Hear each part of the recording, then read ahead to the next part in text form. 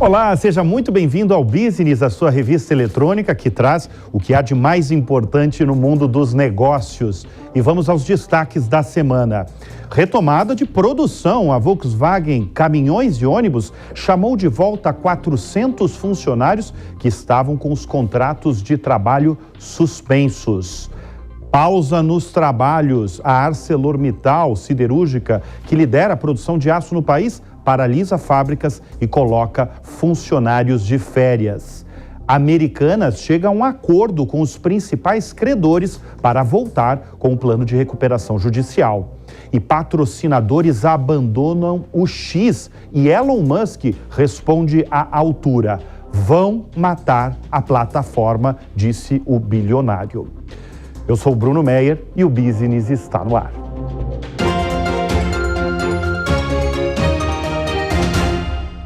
Oferecimento Ultrafarma.com, a maior farmácia online do Brasil. E a gente abre o Business deste sábado falando de uma baixa no varejo, ou melhor, no atacarejo, que é a mistura aí do atacado com o varejo. O Açaí, um dos maiores atacarejos do Brasil, vai cortar investimentos e desacelerar a expansão.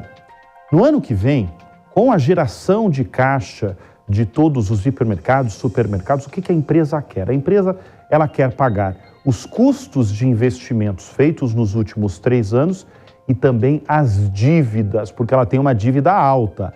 A dívida bruta da empresa está batendo quase 14 bilhões. Para ser mais exato, é 13 bilhões e 800 milhões de reais. E praticamente metade desse valor vence já nos próximos 2 anos. Além disso, a empresa também precisa pagar mais 2 bilhões e 100 milhões de reais pela compra das lojas do Extra. A abertura de novas lojas vai cair também quase pela metade. De 27 que ela abriu neste ano, vai cair para 15 no próximo. O que acontece? O Açaí, ele adotou um plano robusto de crescimento nos últimos anos, que envolveu a compra e conversão de 66 hipermercados do Extra em lojas de atacarejo e também abertura de novas unidades. Houve crescimento da receita e junto com a abertura de novas unidades também teve crescimento do endividamento. Foram inauguradas mais de 100 novas lojas entre dezembro de 2020 e setembro de 2023, o que fez o número de unidades ir para 281 em menos de 3 anos. Segundo o CEO do Açaí, o Belmiro Gomes, o plano de expansão do grupo foi feito quando a taxa de juros Selic estava em 2% ao ano e a previsão era que a taxa subiria até 7%. O que aconteceu? Foi para quase 14%. Agora, saindo das más notícias aí dessa varejista, né, do atacarejo, vamos para umas boas notícias agora para o setor automotivo, que durante muito tempo viveu de más notícias. Vamos direto para a Volkswagen, a área de caminhões e ônibus, chamou de volta 400 funcionários que estavam com os contratos de trabalho suspensos há 6 meses na fábrica de Resende, lá no Rio de Janeiro, e voltou a operar em 2 turnos. Acontece que desde maio, a linha de produção estava funcionando em 1 turno. Portanto, agora, essa fábrica, com o fim do layoff, volta a funcionar com 5.200 funcionários, incluindo aí um time das fábricas de componentes que operam dentro do complexo produtivo. O presidente da Volkswagen Caminhões e Ônibus, o Roberto Cortes, ele disse que houve um grande volume de encomendas de ônibus escolares que começarão a ser produzidos em janeiro e as entregas ocorrerão até o fim do ano. Ele também fez uma aposta que os mercados de ônibus e de caminhões devem apresentar recuperação no próximo ano, o que vai exigir maior ritmo das linhas de produção. Neste ano, até outubro, a produção total de ônibus caiu 35% para 17 mil unidades. A de caminhões teve queda de 37,8%, somando 82 mil unidades, segundo dados da Associação Nacional dos Fabricantes de Veículos Automotores, a Anfávia. A ArcelorMittal é siderúrgica, que lidera a produção de aço no Brasil, ela decidiu paralisar parte das suas fábricas no Brasil e dar férias coletivas aos funcionários. Enquanto a Volkswagen está voltando, a ArcelorMittal está paralisando. A empresa aí, que é a maior produtora de aço do mundo, estendeu as paradas técnicas programadas das unidades, olha lá, de Resende, no Rio de Janeiro, Juiz de Fora também em Minas Gerais e Piracicaba em São Paulo. A siderúrgica alega baixa demanda por aço no mercado doméstico brasileiro e aumento das importações no setor, o que desestimula a produção interna por causa dos preços mais baixos. A multinacional estima uma queda de 1.300.000 toneladas na produção de aço no Brasil este ano, isso na comparação ao ano passado. O conglomerado conta com cerca de 30 unidades no Brasil, entre fábricas de ferro e aço, minas e escritórios comerciais. Na África do Sul, a ArcelorMittal vai fechar o negócio de produtos de aços longos e vai cortar até 3.500 empregos, desferindo aí mais um golpe na terceira maior economia do continente.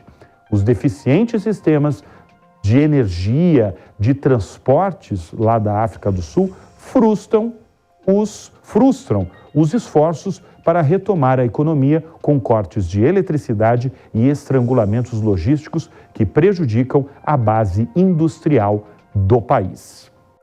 E a Americanas chegou, enfim, a um acordo com os seus principais credores para votar aí com o plano de recuperação judicial. De acordo com o grupo, o plano responde por cerca de 35% das dívidas. A empresa acredita que terá a adesão de mais de 50% até a Assembleia Geral de Credores, marcada para o dia 19 de dezembro. E para a gente entender a real situação dessa gigante do varejo, nascida em Niterói, no Rio de Janeiro, nós vamos receber aqui no Business o Sandro Magaldi, especialista em negócios, que está pela primeira vez aqui no programa. Seja muito bem-vindo, Sandro. Uma coisa que poucas pessoas estão discutindo é o futuro da Americanas, A gente está todo mundo discutindo aí o rombo lá bilionário, Dezenas de bilhões de dólares. Mas assim, se for aprovado, foi feito o acordo com os bancos credores. Passado tudo isso, primeiro, vou até fazer uma provocação aqui no Business. Americanas tem futuro? E se tiver futuro, qual é o futuro dela? Excelente questão, Bruno. Prazer estar aqui com vocês, uma honra. Realmente essa questão está passando desapercebido das discussões estratégicas. Se você for analisar todos os relatórios da Americanas, e inclusive os relatórios informados, noticiados em larga escala, ela acredita, e todo esse acordo está baseado na crença que em 2025 ela volta a ser uma empresa lucrativa. Tomara que assim o seja, mas é inegável que existem desafios imensos pelo caminho, Para responder à sua questão, ela envolve, sobretudo, Bruno, a reconquista da confiança da Americanas, sobretudo em relação a alguns agentes. O primeiro é evidente, ela tem que reconquistar a confiança dos seus clientes, depois de todo esse imbróglio, todas essas informações, é inegável que existe uma desconfiança importante.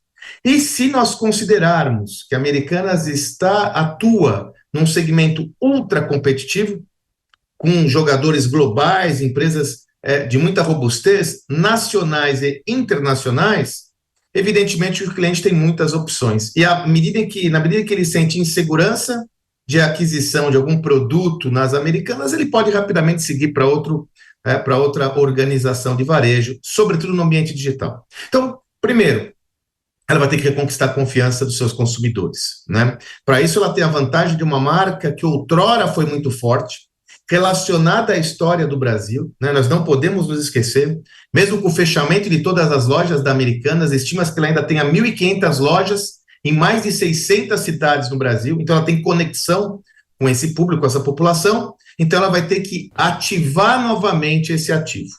Pois bem, mas não é só a confiança dos clientes que eu chamo a atenção de todos que estão nos acompanhando. também é a confiança dos fornecedores. Como fica uma relação onde eu tenho uma dúvida sobre a solvência dessa empresa num negócio capitalizado por crédito? Via de regra, o varejo envolve a cessão de crédito por parte dos fornecedores, já que o ciclo de recebimento dos produtos é maior.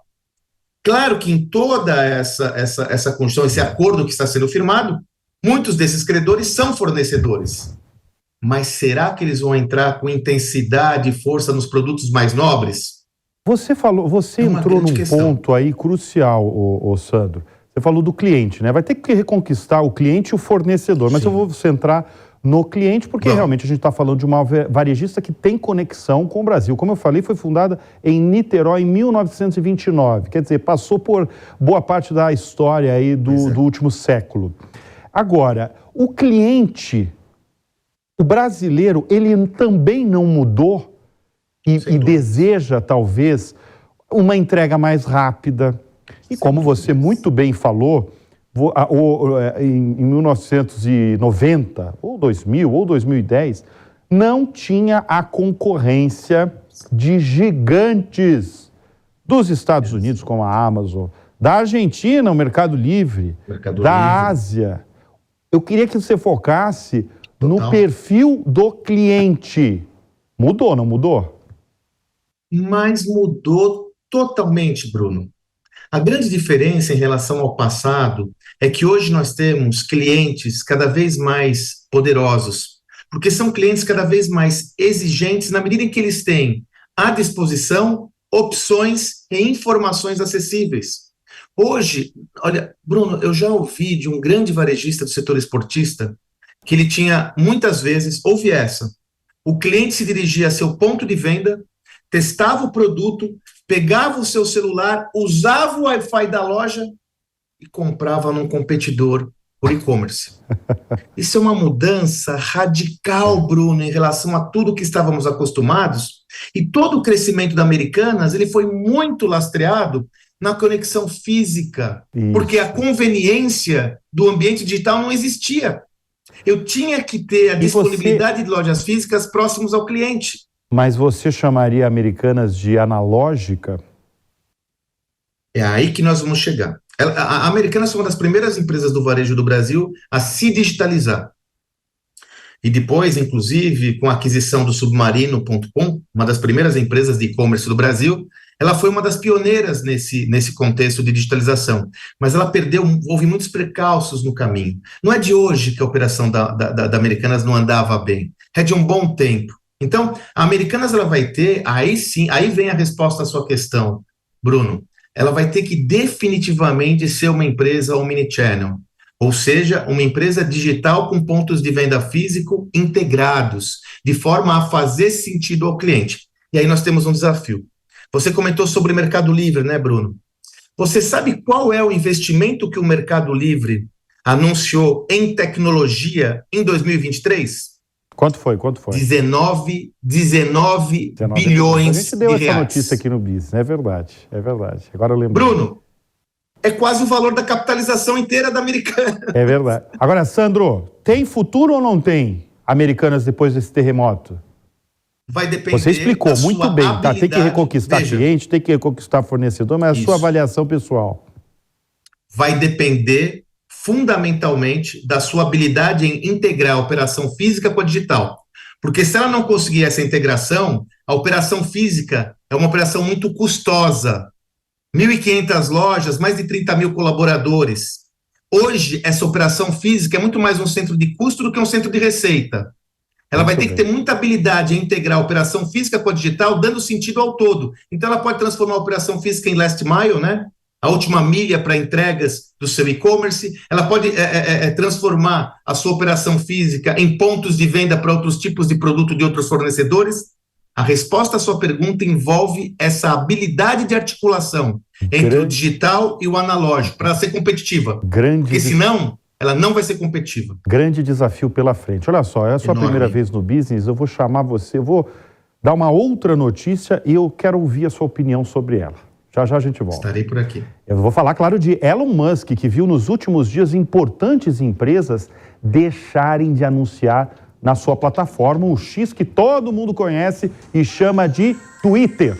E como poderia prever, Elon Musk respondeu à altura, do mesmo jeito que costuma fazer. Mas dessa vez, não foi através do playground dele, através de palavras, o eterno Twitter.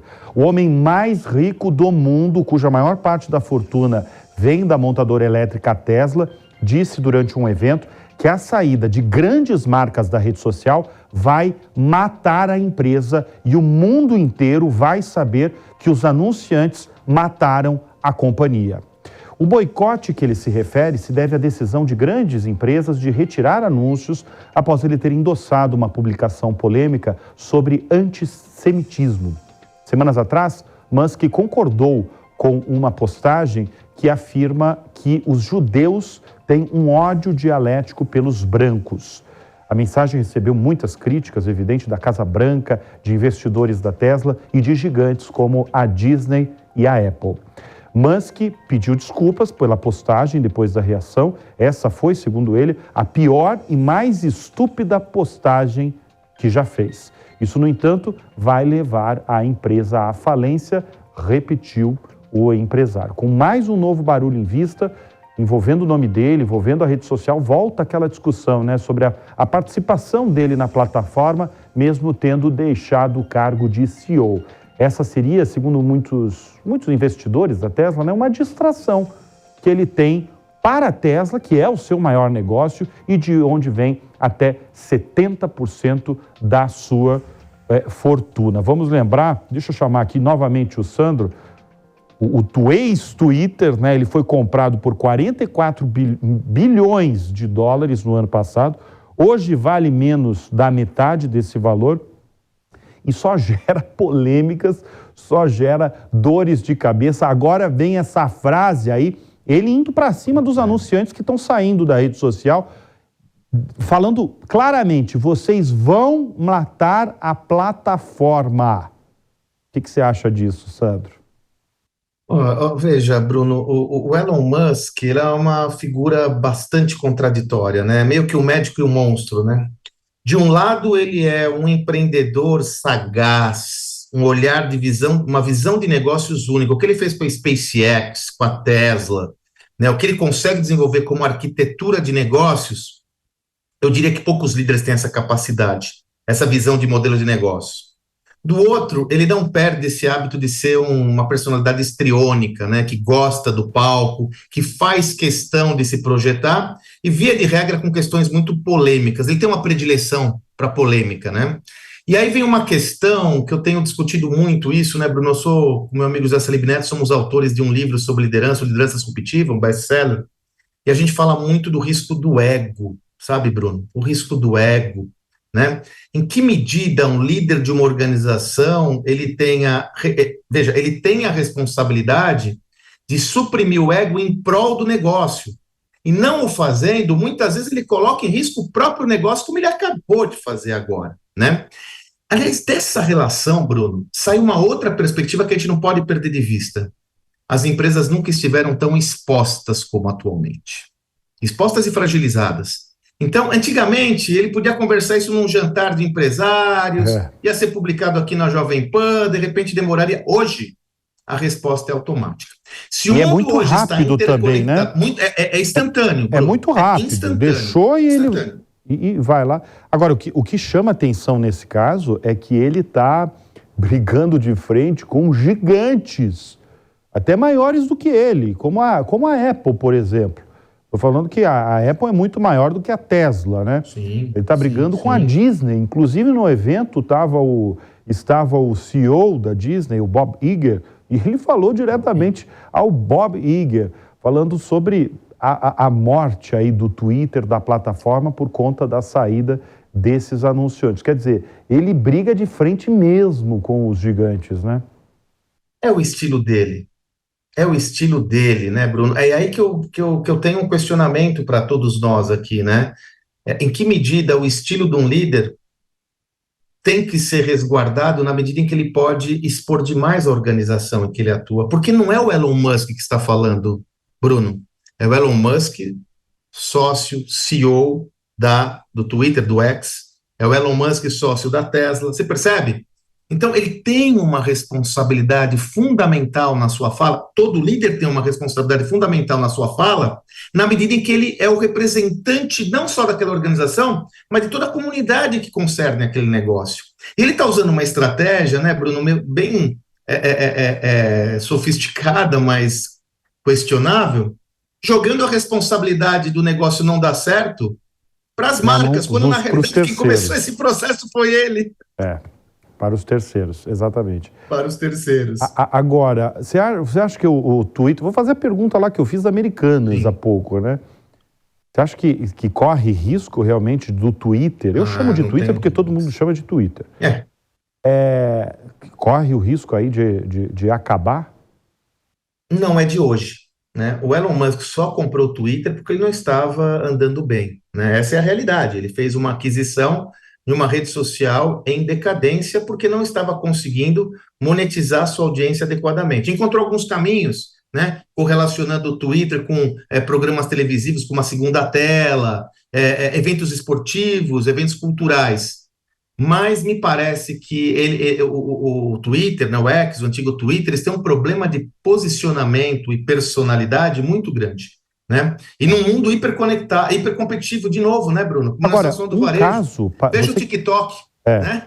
O TikTok veio e arregaçou. É verdade. Né? Percebe qual que é o desafio? Ô Sandro, você que acompanha há muito tempo empresas, né? Um caso desse, por exemplo, quando você tem fuga aí da sua renda total, né? Pode ser para qualquer empresa, né? Fuga de fornecedor, né? Do cliente e tal. Esse tipo de atitude que ele teve, as empresas elas têm que evitar ou não isso que ele teve, de ir no palco, falar e de certa forma até atacar as empresas que saíram. Como é que você analisa essa atitude dele? Nós temos que analisar com pragmatismo. Será que isso vai gerar resultado? O que eu quero dizer é, com essa postura dele, será que outras marcas vão desejar estar presentes no X? Ou as marcas vão querer evitar essa polêmica? Você percebe? Assim, se nós olharmos pragmaticamente, me parece que eu tenho mais ônus do que bônus. Ok, voltou a estar em evidência, estamos nós aqui falando do X, estamos nós falando do Elon Musk, mas nós não podemos nos esquecer que a fonte de geração primária de receita do X é receita publicitária.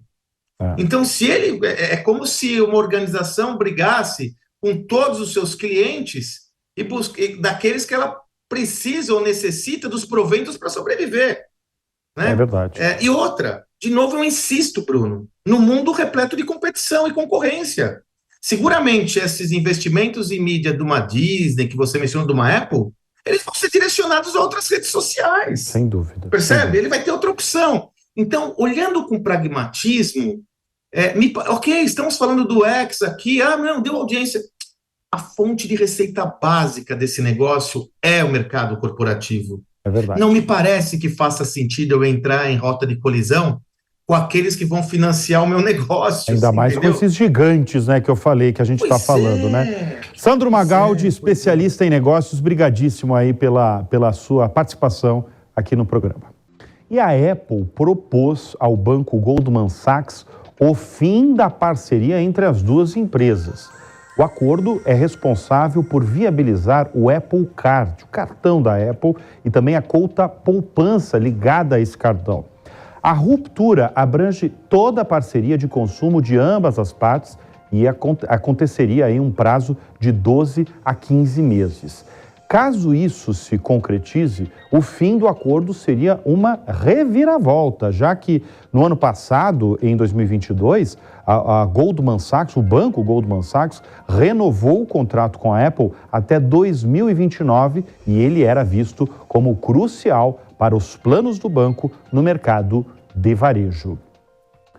E a Embraer assinou 3 acordos de cooperação com o governo e empresas sauditas nas áreas de aviação civil, defesa e segurança e também mobilidade aérea urbana. Foi um acordo que foi uma grande notícia dessa semana, porque está envolvendo a nossa brasileira, né, a Embraer, e os acordos assinados lá na Arábia Saudita são alguns. Por exemplo, tem o memorando de entendimento de cooperação, parcerias aí com o governo saudita, tem também um memorando com a SAMI, que é uma empresa saudita de defesa e de segurança, e também tem um memorando de entendimento da IVE, a subsidiária, né, uma empresa à parte da Embraer, do carro voador, que a gente fala com muita frequência aqui no Business, que é uma parceria com uma outra empresa chamada Flynas, sobre operações de táxi aéreo em território saudita. O governo federal disse que esses acordos vão permitir à empresa estabelecer diversas linhas de colaboração e iniciativas conjuntas, públicas e privadas, expandindo oportunidades de investimento e parcerias com a indústria local. As transações comerciais entre os dois países podem saltar dos atuais 8 bilhões para 20 bilhões de dólares até 2030. E olha, a expressão de 2023, sem dúvida, é inteligência artificial, muito popularizada, claro, pelo ChatGPT. Até o dicionário inglês Collins elegeu a palavra do ano AI, inteligência artificial. E durante o ano, foram as mais diversas discussões e polêmicas. Daqui a pouco vocês vão ver qual que é a polêmica dita aí pelo Bill Gates. Foram as mais diversas polêmicas, discussões, e a demanda, na verdade, é irreversível nas empresas globais, né? Quem não pensar em inteligência artificial vai ficar para trás. Mercado de trabalho, teve gente, inclusive, que apostou que nós podemos ser mais produtivos com a inteligência artificial. Inclusive, eu lembro de pessoas falando aí, gente de alto calibre, aí, de alto escalão, falando que talvez a gente vai poder trabalhar apenas 4 dias na semana por conta da inteligência artificial. Agora entrou Bill Gates nessa discussão, o bilionário fundador da Microsoft, e ele foi além. Ele disse que nós podemos chegar a trabalhar apenas 3 dias na semana em um futuro. Será 3 dias? Bill Gates fez essa declaração ao podcast americano What Now e apontou que se máquinas do futuro conseguirem preparar comidas e outras tarefas, não vai ser necessário que as pessoas trabalhem de segunda a sexta-feira para ter um salário. Ele disse o seguinte: o propósito da vida não é apenas trabalhar. Então, se você eventualmente conseguir uma sociedade onde você só tem que trabalhar 3 dias por semana ou algo assim, provavelmente está tudo bem se as máquinas puderem fazer, como ele falou, toda a comida, outras coisas, e não termos que trabalhar tanto. Tempos atrás, Bill Gates falou que não acredita que o impacto da inteligência artificial vai ser tão dramático quanto a revolução industrial, mas certamente vai ser tão grande quanto a introdução do PC, do computador. Aplicações de processamento de palavras não acabaram com o trabalho de escritório, mas o mudaram para sempre. Empregadores e empregados tiveram de se adaptar e assim o fizeram. Essas são declarações de Bill Gates, o dono da Microsoft. Até aí tudo bem, né? De todo mundo se adaptar, essa comparação com a Revolução Industrial. Mas agora, 3 dias de trabalho por semana, muita gente tem falado, que eu tenho visto aí, que ele só falou isso porque é um dos homens mais ricos do mundo. Será que dessa vez o gênio da tecnologia, o criador do Windows, não exagerou? O tempo vai dizer. E um dos mais conceituados hospitais do Brasil e da América Latina, o Sírio-Libanês, agora também vai oferecer cursos de graduação. A nova Faculdade de Saúde do Sírio-Libanês foi erguida em apenas 6 meses, está instalada próximo da Jovem Pan, inclusive, próximo da Avenida Paulista, região onde está concentrada a maior quantidade de hospitais por metro quadrado no país. Ela teve um investimento aí de 40 milhões de reais, uma estrutura com 11 andares, sendo 4 deles ocupados por laboratórios com simuladores e realidade virtual para aulas de anatomia. A faculdade vai oferecer cursos nas áreas de enfermagem, fisioterapia e psicologia. As primeiras turmas começam em fevereiro do ano que vem. No primeiro ano letivo, 20% dos 150 estudantes vão ganhar bolsa integral. Entre os critérios de seleção estão renda familiar até 2 salários mínimos e sempre ter estudado em escola pública ou com bolsa integral em alguma privada. Nos próximos anos devem ser abertos os cursos de nutrição e gestão hospitalar. Medicina também faz parte dos planos da faculdade e o objetivo é de que o curso seja implementado até 2025. E o Business vai ficando por aqui. Eu sempre agradeço a sua audiência, a sua companhia. Eu sempre reforço também, que o nosso encontro é todo sábado às 15h. Tenham um ótimo fim de semana e sempre bons negócios no radar. Até semana que vem. Tchau, tchau.